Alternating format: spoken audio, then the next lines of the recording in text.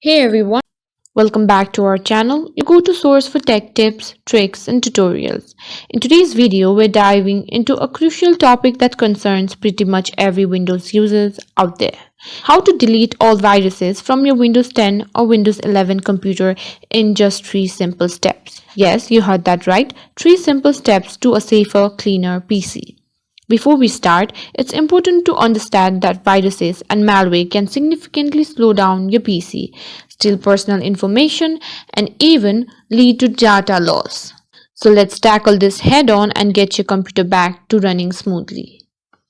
Step 1. Enter Safe Mode. Safe Mode starts your PC with a minimal set of drivers and services. To enter Safe Mode in Windows 10 or 11, first press the Windows logo key plus R to open the Run dialog box. Type msconfig and press Enter. This opens the system configuration window. Go to the Boot tab, check the Safe Boot option and select Minimal. Click Apply, then OK and restart your computer. Your PC will now start in safe mode.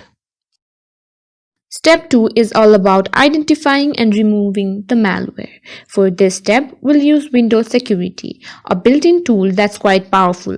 Once your PC is in safe mode, type Windows Security in the search bar and open it.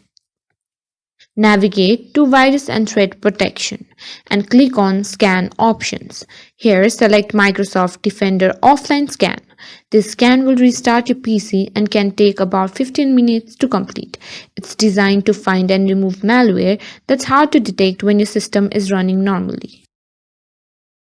And finally, step 3, prevent future infections.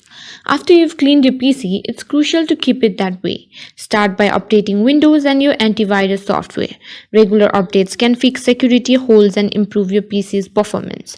Next, enable real-time protection in Windows Security. This can help prevent malware from installing in the first place.